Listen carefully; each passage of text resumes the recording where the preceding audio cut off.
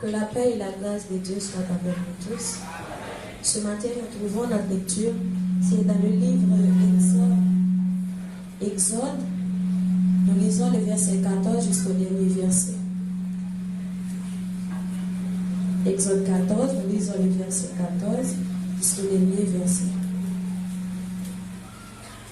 L'Éternel combattra pour vous et vous gardez le silence. L'Éternel dit à Moïse, pourquoi ces cris parlent aux enfants d'Israël et qu'ils marchent?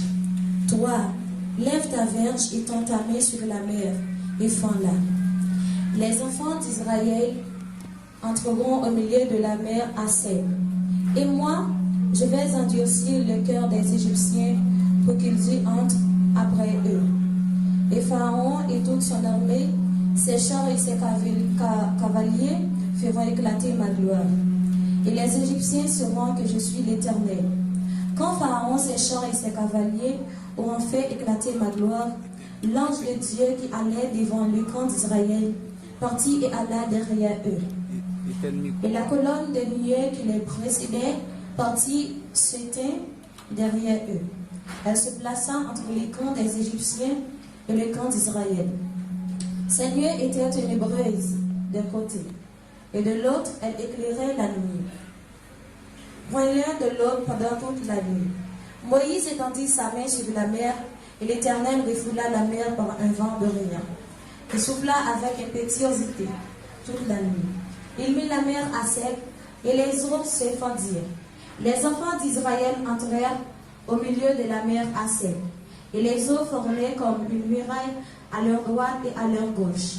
Les Égyptiens les poursuivirent, et tous les chevaux du Pharaon, ses chars et ses cavaliers, entrèrent après eux au milieu de la mer.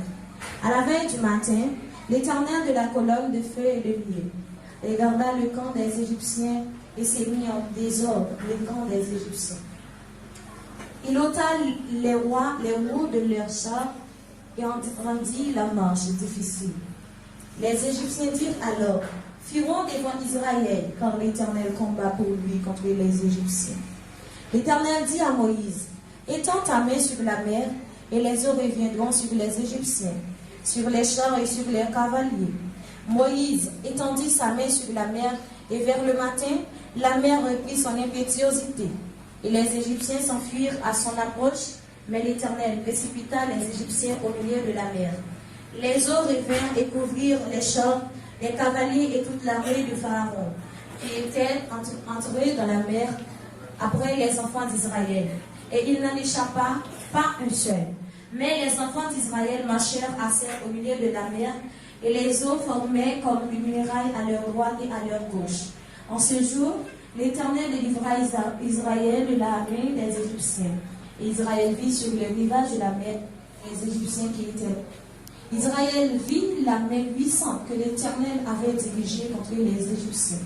Et le peuple craignit l'Éternel, et il prit en l'Éternel et en Moïse, son serviteur, que Dieu puisse bénir cette portion de l'Écriture.